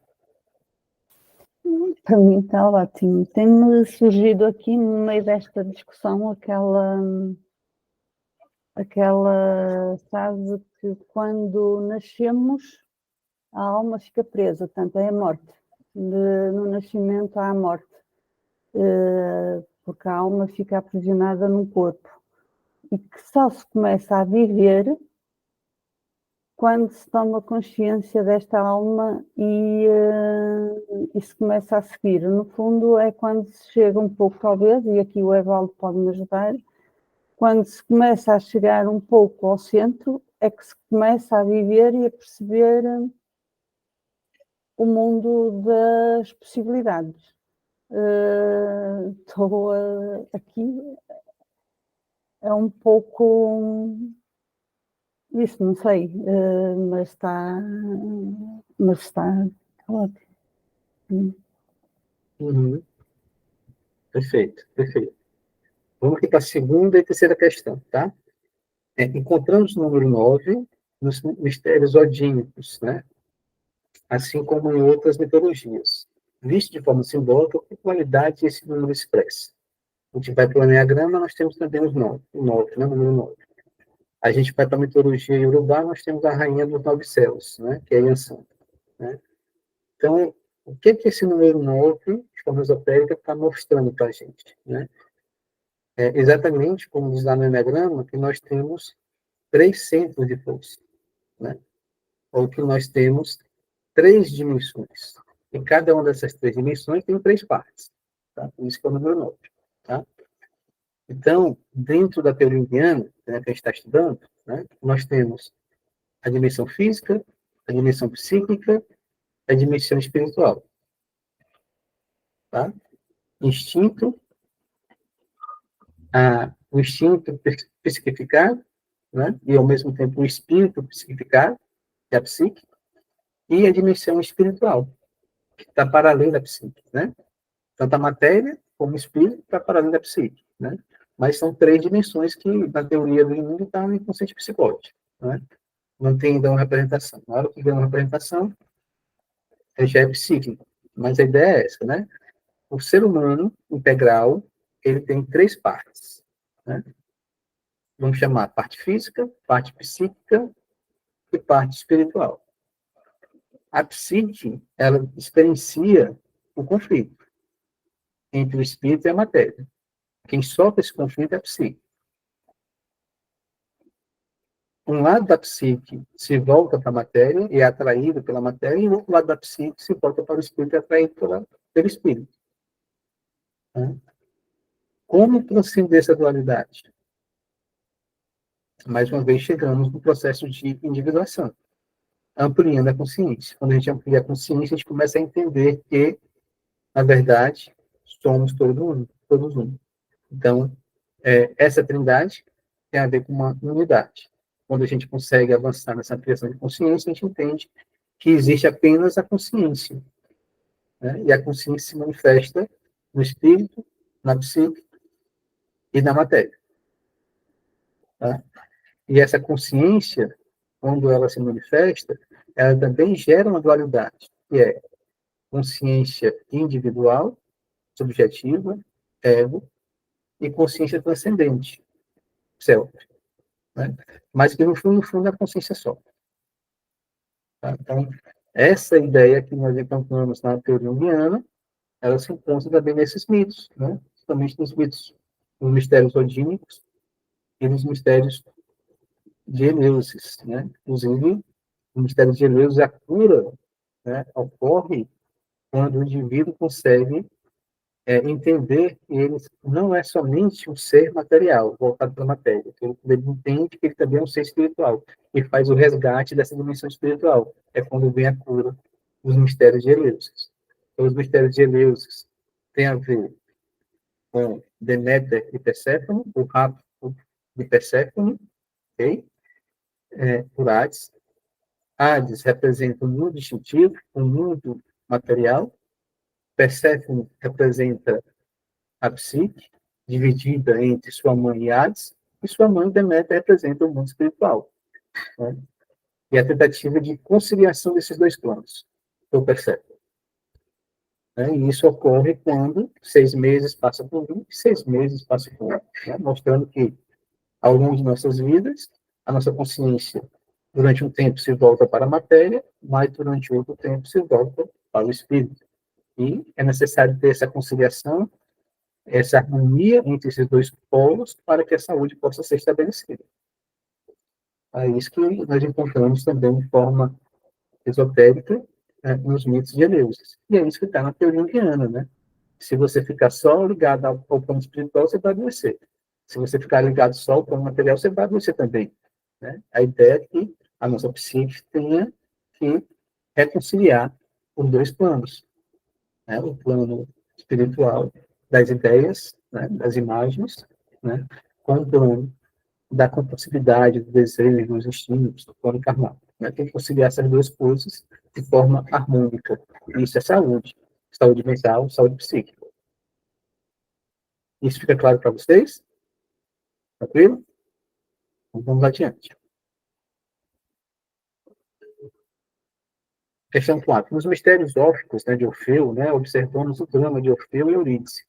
Observamos também a lira e a serpente, o desmembramento e o cisne. Que padrão arquetípico podemos identificar nesses mistérios?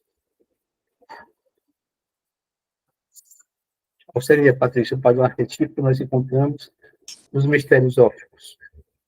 Evaldo, desculpe, pode repetir, que eu acho que a minha consciência por segundos desapareceu e foi para algum problema da conta da luz ou assim. Se faz favor. Nos mistérios órficos, observamos o drama de Orfeu e Eurídice. Observamos também a lira e a serpente, né? O desmembramento e o cisne. Que padrão arquetípico podemos identificar nesses mistérios? Orfeu toca uma música maravilhosa, né, com a lira. Serpente mata Eurídice, né? Também aparece no mito, né, de Orfeu e Eurídice, o desmembramento, né, a separação do corpo, né, do desmembramento, e o cisne branco, né? Então, esses símbolos, né, eles apontam para qual padrão arquetípico? Por acaso, esse mito eu não conheço assim tanto, mas fez-me muito lembrar Nossa Senhora e a serpente nos pés e a pomba. Mas pronto, é só isso. E aí a gente vai na mesma ordem de raciocínio, né? A pomba, a dimensão espiritual, a serpente, a dimensão material. Tá? A dimensão material, serpente, né? Simbolicamente, ela representa a morte. Trevas, escuridão, simbolicamente, representa a morte. Iluminação, ela simbolicamente representa a vida.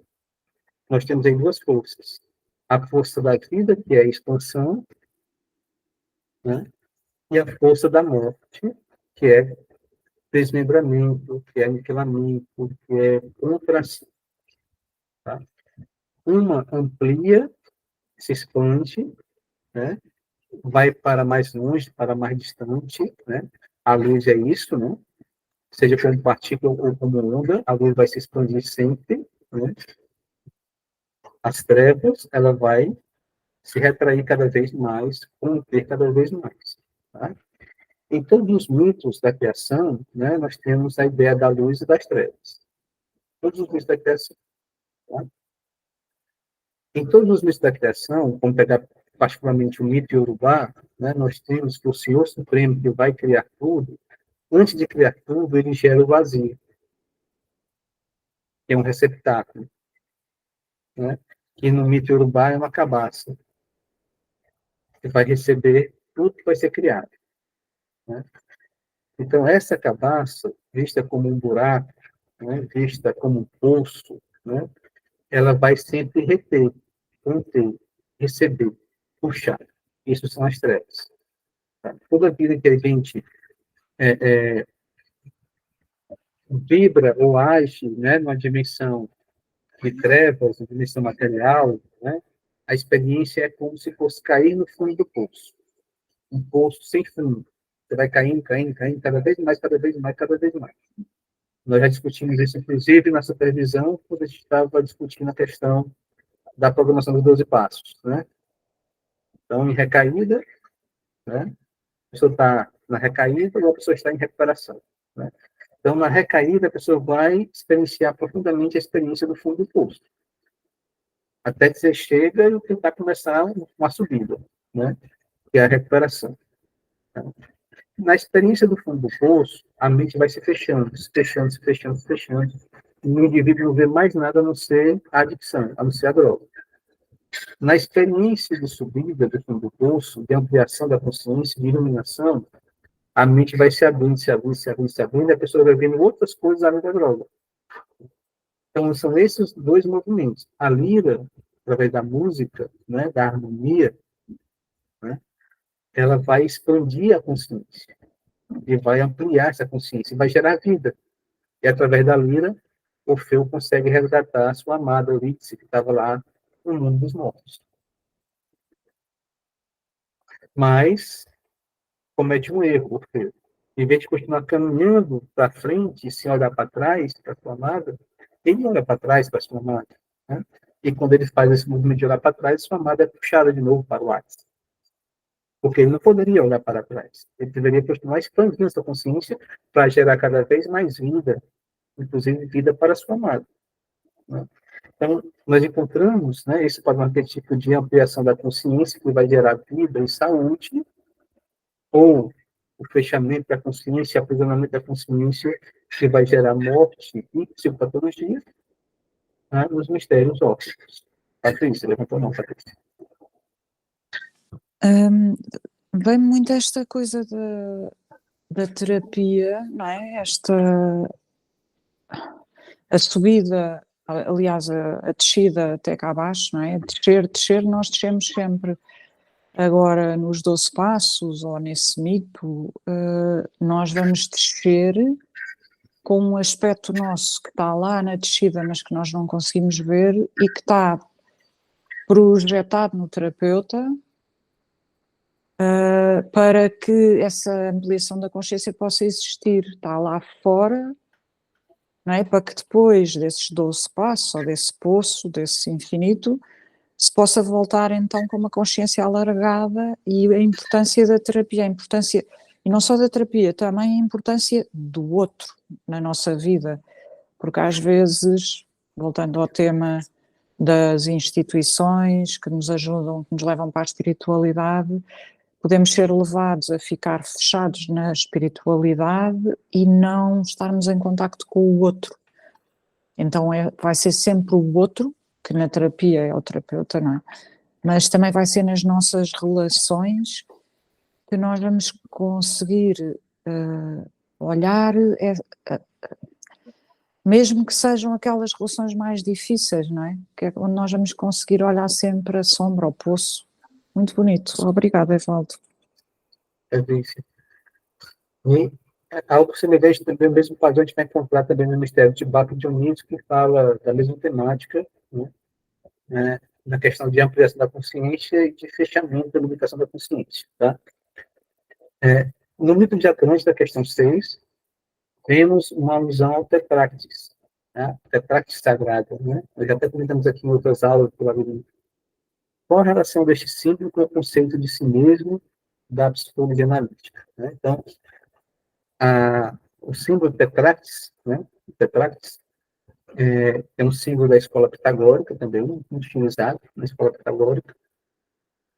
Representa que a unidade, né, ela se manifesta de 9 formas possíveis. Né? Então, é do 1 ao 9, mas aí você coloca o 10 como se fosse a nova unidade. Né? Então, nesse movimento de expansão, o número vai se desdobrando e vai gerando outros números, o 2, o 3, o 4, o 5, o 6, o 7, o 8 e o 9, até retornar como 10, novamente para a unidade. Né? Então, seria esse o movimento que a gente encontra na Tetráctis sagrada. Né? E cada um desses números, né, eles apresentam um aspecto quantitativo, a quantidade em si do número, né, número 1, um elemento, 2 elementos, 3 elementos, e assim por diante, mas também traz um aspecto qualitativo, né, que nós estamos vendo isso também um pouquinho lá na Wolframs, né, que a gente traz a questão do oráculo numérico, né, que traz o aspecto qualitativo do número. Né? Então, todo número, do 1 ao 9, ele tem uma relação direta com a unidade, e ele representa um aspecto dessa unidade. Tá? Então, a unidade, ela vai ter 9 aspectos, vamos dizer assim, né, até voltar a ser novamente uma unidade, que é o número 10. Tá? Então, o número 1 é a unidade manifestada, né, seria a divindade. O número 2 é o plano da dualidade. né, essa divindade dividida entre o Criador e as criaturas. Tá? O número 3 representa a, a, a divindade, como é que eu te diria? Os 3 elementos básicos dessa divindade, né, que é a Trindade, o Pai, o Filho e o Espírito Santo, ou, de acordo com cada religião, né, o Yin, o Yang e o Tai Chi, né, ou você vai encontrar o amor, a sabedoria e a vida, né, e assim por diante, de acordo com cada religião, cada filosofia, né, para abordar o aspecto da divindade como trindade, né. O 4 representa o plano manifesto, o plano material, né, já é um desdobramento do 2, né, o 2 é o Criador e as criaturas, né, então o 4 foca somente nas criaturas, você tem então o mundo criado como elemento 4, representa, por exemplo, os 4 elementos, né. O 5, né, são os 4 elementos se relacionando com a consciência, né, então, novamente, a matéria se unindo ao espírito, para o número 5. O número 6, na decorrência dessa união da matéria com o espírito, que é o casamento sagrado e elas vamos, né, que nós vimos, por exemplo, no tarô, né, através da lâmina dos enamorados, dos amantes, né, que é o número 6, representado também pelo o triângulo, aliás, pela estrela de Davi, né, que são 2 triângulos, né, um voltado para cima, outro voltado para baixo, né. O 7, representando, né, o plano da evolução, ou seja, todo o desenvolvimento acontece, né, através do número 7, tá, em que você tem a trindade mais a matéria, 3 mais 4. Né? Então, é esse plano aí da evolução, número 7. O número 8, né, tem a ver com o tempo é o Senhor da verdade, então tem a ver com a verdade, e tem a ver com a justiça. Número 8. E o número 9 tem a ver com a consciência dessa jornada até chegar de volta na unidade. A consciência de sair da unidade e retornar para a unidade. E o 10 representaria o retorno, né? O final dessa jornada. Então, seria mais ou menos isso que a gente compreende, né? Através do Tetractis Sagrado. Tá? Isso, na teoria indiana, representa muito bem o processo de individuação. O ego que se afasta do self e que depois de algum tempo precisa retornar para o self. Né? Então, a saída da unidade e o retorno para a unidade. Né? Isso sendo simbolizado pelos números de 1 a 10. Tá? Então, seria mais ou menos isso que a gente vê em Tetractis, que é apresentado lá no mito de Atlântida, né? Que o autor cita. Okay? Avançando um pouco mais para a gente finalizando, pela questão do horário, né? Nós temos 3 questões finais que nós vamos dirigir.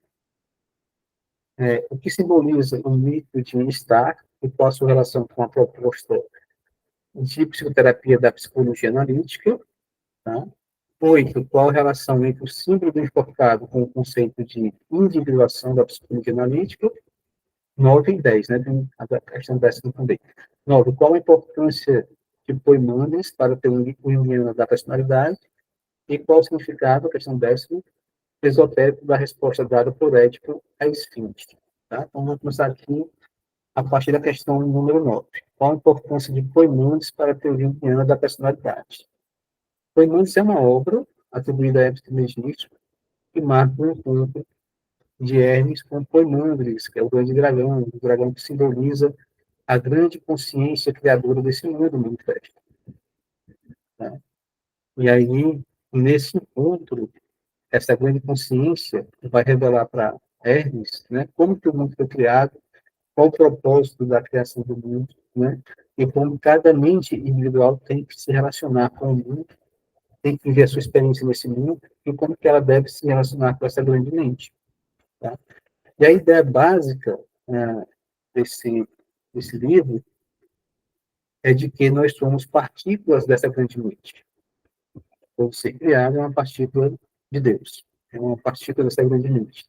E que esse ser criado precisa tomar consciência de quem ele é, como partícula desse grande Deus, para que possa tomar consciência da sua trajetória para realizar no plano manifesto a vontade dessa grande mente e depois retornar para essa grande mente. Retornar não para se perder, mas retornar para essa grande mente para continuar sendo quem sempre foi. E aí, em Poimandes, a gente vê dois conceitos importantes, né? O conceito de princípio individuationis, que tem a ver com o princípio de individuação, e o conceito de arquétipo, tá? Que tem a ver com o conceito de arquétipo do Jung, tá? Então, a importância do Poimandes, depois, a gente avançando aqui nos nossos estudos, quando a gente for ver realmente, né, a obra de Hermes Trismegisti, a gente vai trabalhar especificamente esse livro, Poimandes, para que a gente possa entender a importância desse livro para a construção teórica do Jung em relação ao arquétipo e principalmente em relação ao processo de individuação. Então, essa seria a importância desse livro para a teoria junguiana. A gente vai entender de forma muito fácil, né, o que ele está querendo dizer com arquétipo, o que ele está querendo dizer com o processo de individuação, a partir do momento que nós refletirmos sobre o livro Poimandes. Ok?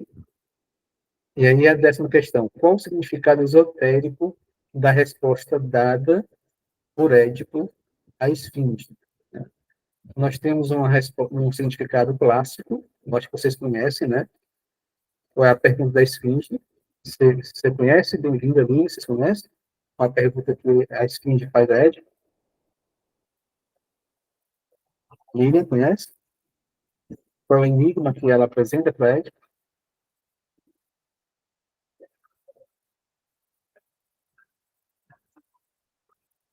Ela pergunta... Sei. Ah, Fugiu. Eu sei qual é, mas já fugiu agora. Muito fugiu agora, né?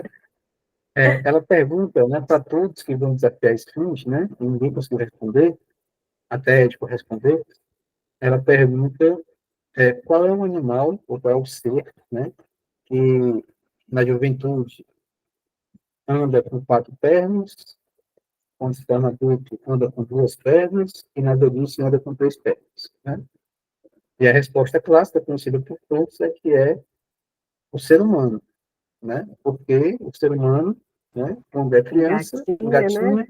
quando está adulto anda com 2 pernas, né? E quando está velho, Isso, precisa de uma bengala. usou bengala. Isso, né? Essa é a resposta clássica, tá?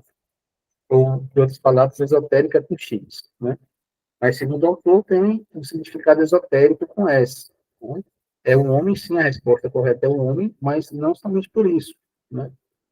Mas porque o ser humano tem uma fase que ele representa o número 4, ele é representado pelo número 4 patas, 4 pernas, ou seja, ele vivencia a dimensão animalesca da vida, né?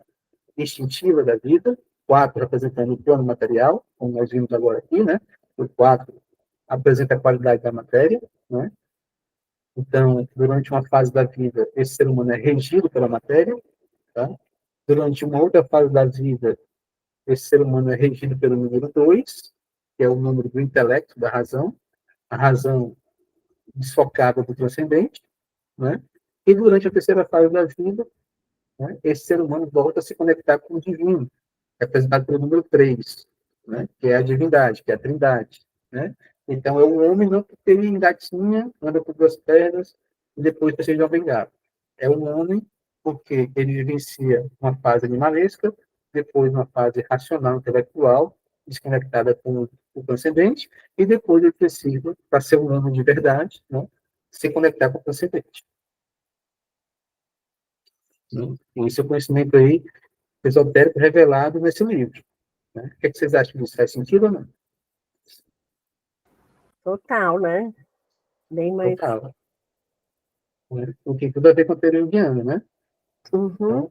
Então, o homem, segundo Jung, que é só racional, é um homem neurótico adoecido. O homem que, segundo Jung, é só espiritual, é um homem neurótico adoecido.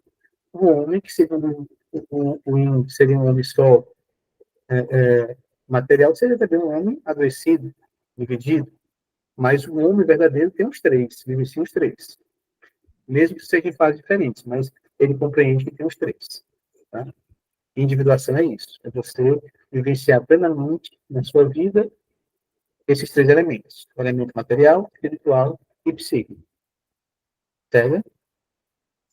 Por favor, Evaldo, qual o livro mesmo, hein? Não é esse dos ensinamentos, é outro que você está falando? É esse livro aqui, Os Ensinamentos Secretos de Todos os É Tempos. esse mesmo, né? É esse Tudo mesmo. nesse, né?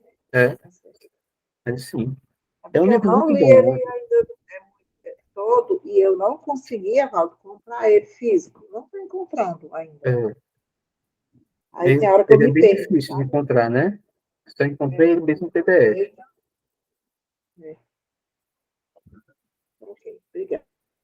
Mas é um livro muito bom, que traz muito conhecimento para a gente, né? E nós estamos aqui chegando na 100ª página do livro, 102 páginas lidas até agora, né? No próximo encontro vamos ler mais 50, ou mais 60, mais ou menos por aí. Eu vou compartilhar com vocês o próximo encontro. Mais o roteiro dos estudos dirigidos, né? Tanto desse livro, como do Dalton Franz, como do Jung, para que vocês possam ir tendo um roteiro de leitura, né?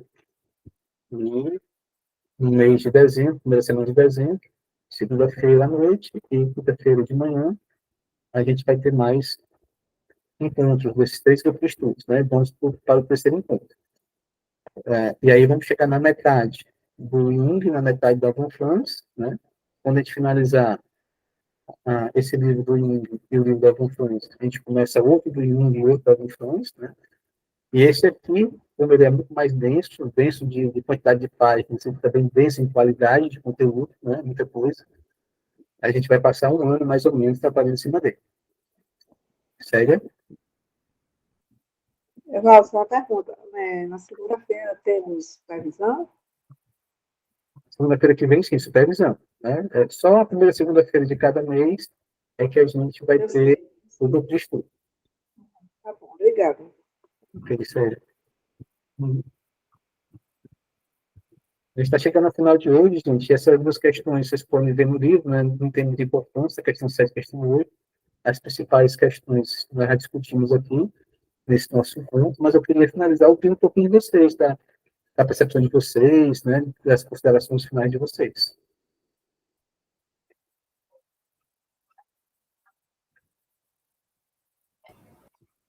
Deixa eu falar aqui, eu quero pedir desculpa. Hoje foi meio tumultuado aqui. Nós estamos com um problema sério aqui na minha região de energia. Voltou por volta desde ontem à noite. E aí foi bem tumultuado aqui. Essa noite e agora de manhã. Mas muito interessante. Como está gravado, eu vou assistir depois para ver o que eu perdi. Obrigada, Evaldo. Obrigado também, Lili. Patrícia, bem-vinda. Sério, Beatriz. Considerações finais, colocações finais de vocês.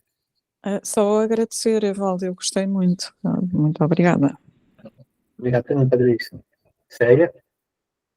Agradecendo, né? A aula é riquíssima. Está ligado dentro de todos os conteúdos de da Confrão. É uma benção. Só preciso mesmo, pelo menos eu, mais situação para estudar. Porque, às vezes, né, a gente lê o livro, né, uma vez, não dá para ir, tem que ler de novo, ler de novo. Mas é ótimo, e que continue assim, permaneça, estou adorando. Muito Obrigado, Célia. Na verdade, obrigada. a gente está fazendo a trajetória do Jung, né? O Jung bebeu dessa mesma fonte, né? Trocou muitas ideias com o Hall, né? O autor desse livro, teve acesso a essas informações todas e tudo isso contribuiu muito para ele construir a teoria dele, né? Então, vocês vão perceber que com o tempo vai ficar muito mais fácil de vocês entenderem a teoria junguiana quando vocês compreenderem tudo isso que está discutindo aqui. Porque Jung escreve essa teoria a partir da experiência que ele tem com ele, da experiência que ele tem com seus pacientes e dos estudos que ele vai ter sobre hermetismo, alquimia, filosofia oriental chinesa e os Upanishads, e também física quântica. Então, vocês vão ver que vai ficar muito mais fácil, palpável, vocês entenderem, né, o conceito de arquétipo, entendendo tudo isso aqui.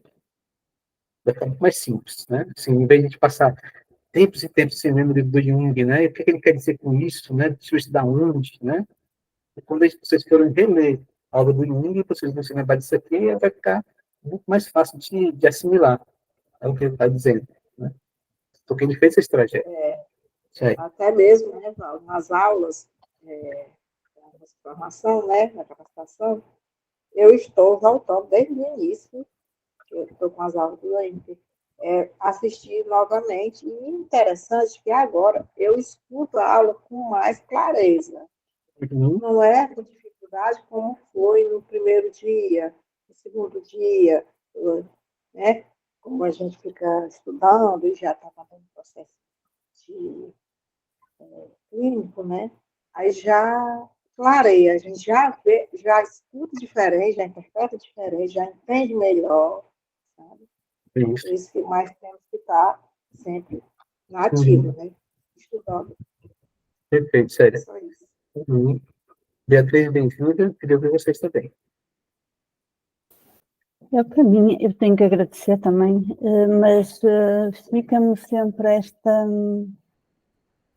a entrada nos mistérios e o quanto isto acompanha já o homem lá dos primórdios dos tempos.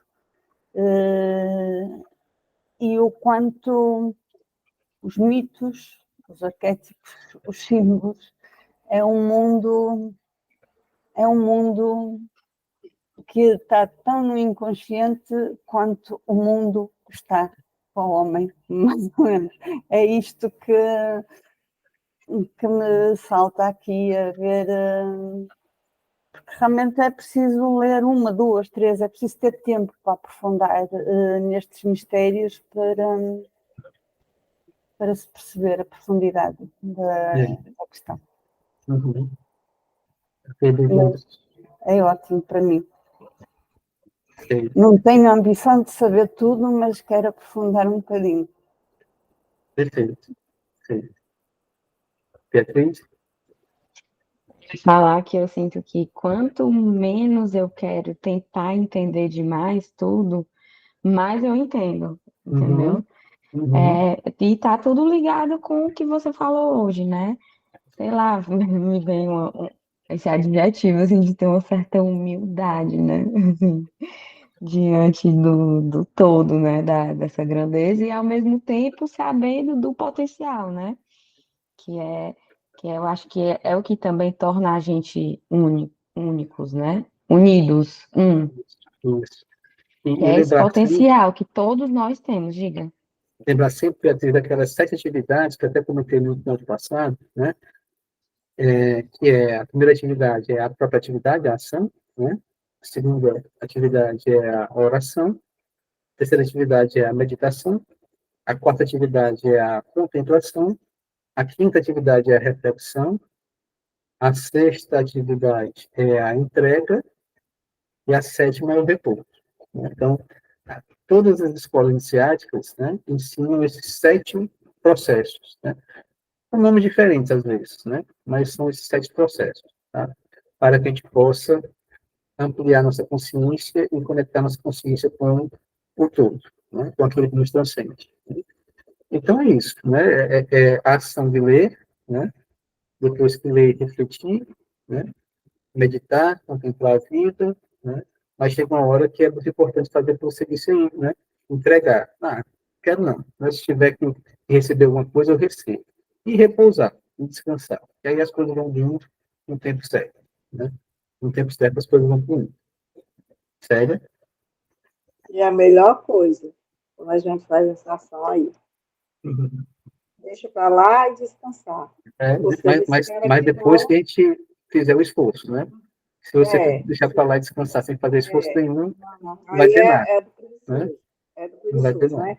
né? Aí depois de tudo, né, você entrega. É o caminho, né? Como se fosse o fluxo. Deixa aí. E depois que entrega, vai dormir, vai descansar, vai repousar. Não entrega e fica, cadê? Não chega ainda não. Né? Você não entregou, você ficar assim. Você tem que entregar e repousar, isso é na hora certa.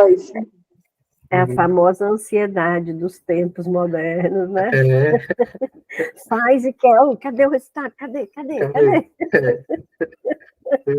E quando você atinge o resultado, você já cria outra meta ainda. Já bota outra meta, né?